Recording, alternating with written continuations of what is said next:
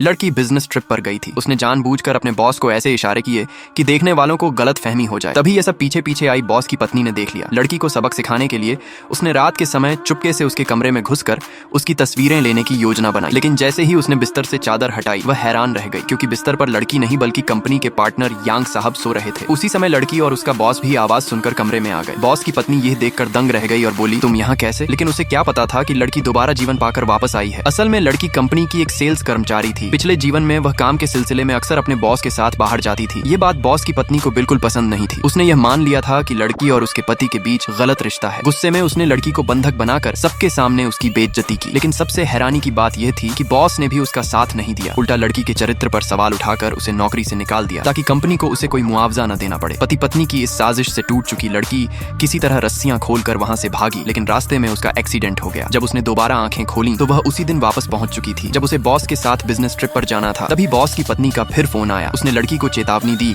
कि वह उसके पति से दूरी बनाए रखे, लेकिन इस बार लड़की पहले जैसी डरने वाली नहीं थी। उसने जानबूझकर फोन पर कहा कि वह अभी बॉस के साथ होटल जाने वाली है। लड़की की बात सुनते ही बॉस की पत्नी आग बबूला हो गई और उसने धमकी दी कि वह लड़की को सबक सिखाएगी। कुछ देर बाद जब लड़की एयरपोर्ट से बाहर निकली तो अचानक एक नकाबपोश आदमी आया और उस पर कॉफी फेंक कर भाग गया। लड़की ने तुरंत बॉस की पत्नी को फोन मिलाकर उससे जवाब मांगा। तभी बॉस भी वहां आ गया। लड़की की हालत देखकर उसे चिंता करने के बजाय उसने उसे ही डांटना शुरू कर दिया और बोला, इस हालत में तुम यांग साहब से कैसे मिलोगी? लड़की ने बिना कुछ कहे फोन बॉस के हाथ में दे दिया। दूसरी तरफ उसकी पत्नी गालियां दे रही थी। तब जाकर बॉस को समझ आया कि यह सब उसी की पत्नी की करतूत है। लड़की ने मासूम बनते हुए कहा कि वह बहुत डर गई है और इस हालत में यांग साहब से नहीं मिल सकती। ये सुनते ही बॉस घबरा गया, क्योंकि पूरा प्रोजेक्ट लड़की ही संभाल रही थी। अगर वह नहीं जाती तो डील टूट सकती थी। मजबूरी में उसने पत्नी को डांटने का नाटक किया और लड़की को शांत रहने के लिए मनाने लगा। लड़की ने कहा कि कॉन्ट्रैक्ट के सारे कागज भीग चुके हैं, इसलिए मुलाकात अगले दिन कर लेते हैं और आज की रात यांग साहब होटल में आराम कर लें। बॉस मजबूरी में मान गया। रात को लड़की काम की रिपोर्ट देने गई तो उसने अनजाने में बॉस को अपने माता पिता से बात करते हुए सुन लिया। वह कह रहा था